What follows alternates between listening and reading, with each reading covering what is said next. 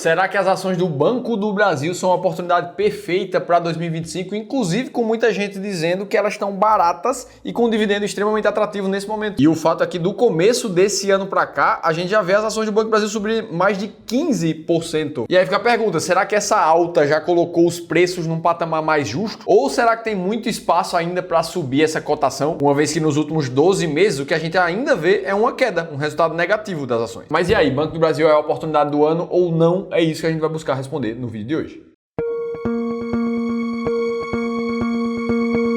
Vamos lá, se a gente olha para um panorama de médio prazo no passado, a cotação do Banco do Brasil, o que a gente vê são períodos que incluem quedas, como foi o caso ali de setembro de 24 até o comecinho de 2025, onde as ações caíram praticamente 19%, é uma queda bem relevante. Por outro lado, no mesmo período de um ano até aqui, a gente também teve ciclos de alta com altas de 11%, de 15%, como é o que a gente está vendo nesse ano agora. Isso tudo numa janela de 12 meses. Então, assim, uma coisa que já dá para a gente concluir é que a volatilidade das ações do Banco do Brasil não está tão baixa assim. Será que todo mundo tem estômago para aguentar subidas e quedas como essa? Eu te pergunto isso porque a gente vai voltar ainda mais na história, a gente vê vários outros momentos de quedas ainda maiores. Como foi o caso ali em 2008, onde na crise global o Banco do Brasil chegou a cair 50%.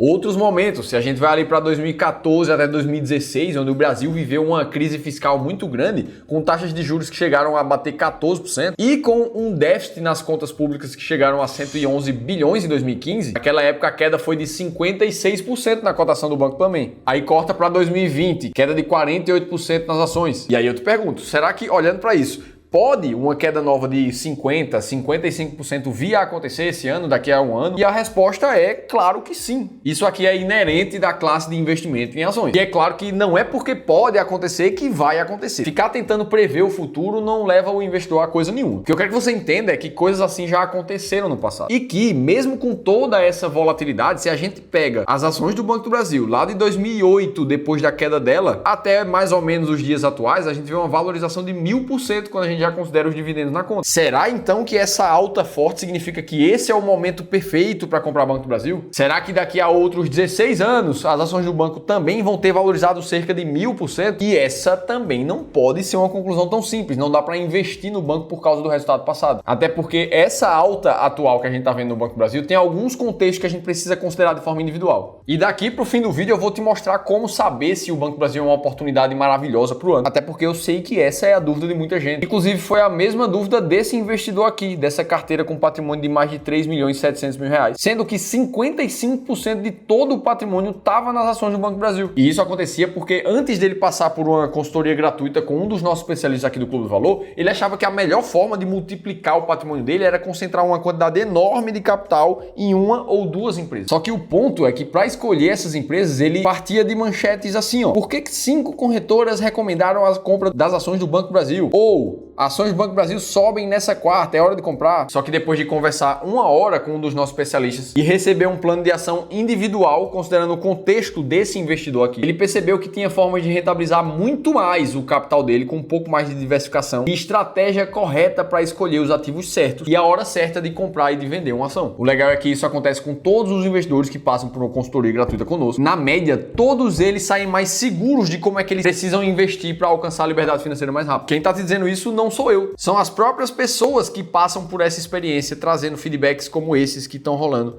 aí na tela para você. Por isso que se você também quiser participar de uma sessão de consultoria gratuita como essa, aí eu te convido a fazer a leitura desse QR Code que está aparecendo aqui na tela em algum lugar, ou clicar no primeiro link da descrição do vídeo e se inscrever também. Beleza, dito tudo isso, vamos entender um pouco por que o Banco do Brasil está subindo tanto já no começo desse ano. Até porque já no final de janeiro agora a gente já vê notícias mais otimistas, como o BTG, por exemplo, elevando o preço-alvo do Banco do Brasil e apontando uma potencial valorização de 46%, incluindo dividendos. E o mais interessante é que a alta do Banco do Brasil vai meio que na contramão do setor bancário como um todo. Outras empresas como o próprio Banco Bradesco sobe esse ano, mas sobe cerca de 1% aqui nesse momento. O Banco Santander também está com a alta, mas é uma alta de 5,5%, 10% a menos do que o Banco do Brasil. E o Banco Itaú também é uma boa alta, mas também é cerca da metade do que está subindo o Banco do Brasil. Segundo alguns analistas, principalmente os do BTG ali, O principal motivo desse otimismo é a melhora nos indicadores financeiros do Banco do Brasil, que apresentaram uma, abre aspas, alta mais rápida do que o esperado. E aí quando eu pego o Banco do Brasil e compara com os outros bancões em projeção para esse ano 2025, o que se espera é que a concessão de crédito, o aumento de empréstimo de dinheiro pelo Banco do Brasil seja maior do que os outros, esperando uma expansão de carteira de crédito de 10% para esse ano. Existe também uma expectativa de uma melhora gradual na inadimplência que o Banco do Brasil vem sofrendo nos últimos meses. Inadimplência essa que é um problema do Banco do Brasil, a gente vem falando aqui nos vídeos anteriores, até porque o ritmo de aumento da carteira de crédito já vem acontecendo. No terceiro trimestre do ano passado, que é o último resultado que a gente tem disponível,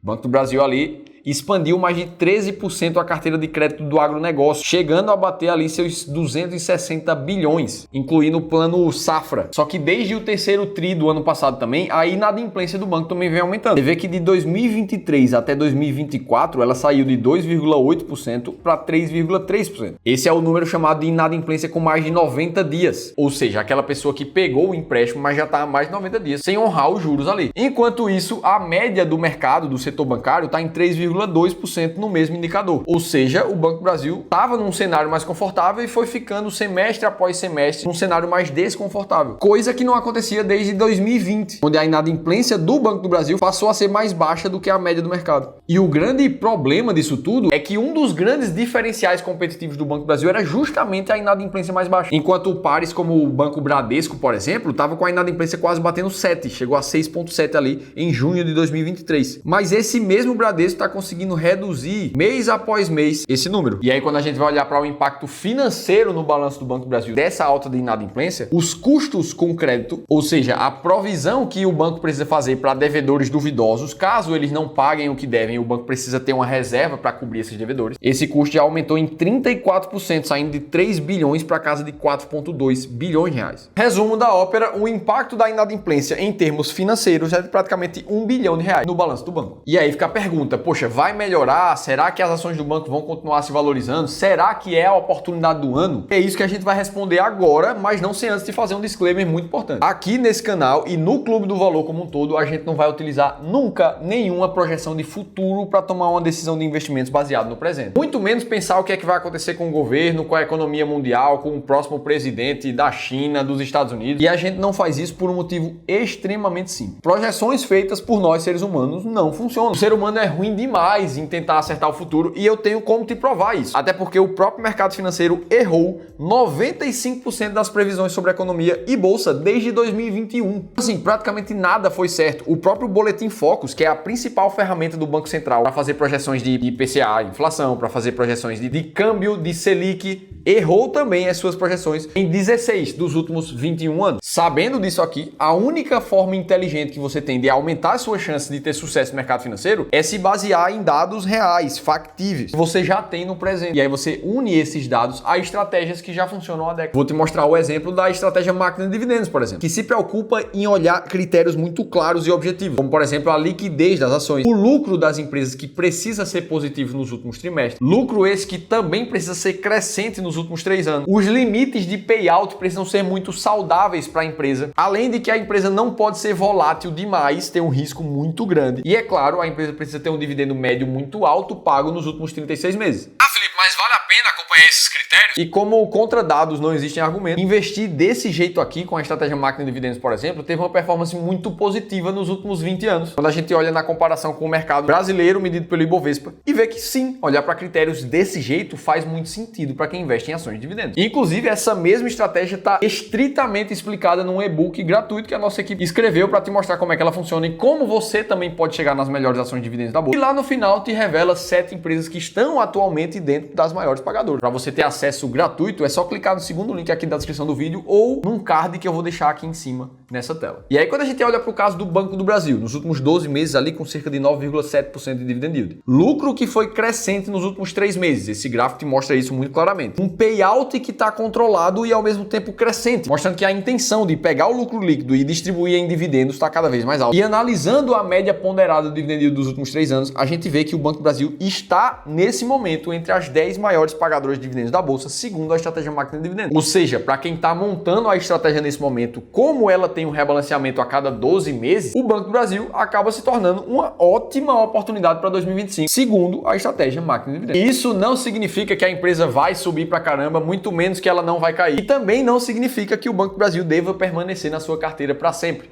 Uma vez que esses critérios não sejam mais satisfeitos para o Banco do Brasil ou qualquer outra empresa, o que vai acontecer é que ela vai simplesmente ser vendida da estratégia sem apego nenhum. Esse é o poder de uma estratégia clara. Ela te mostra exatamente a hora de comprar e de vender um ativo. Beleza? Agora, se você quiser saber se o IPCA mais 9,69 é a melhor oportunidade na renda fixa para esse ano, aí você precisa assistir esse outro vídeo aqui que a gente contou tudo isso em detalhes. Eu vou estar te esperando por lá.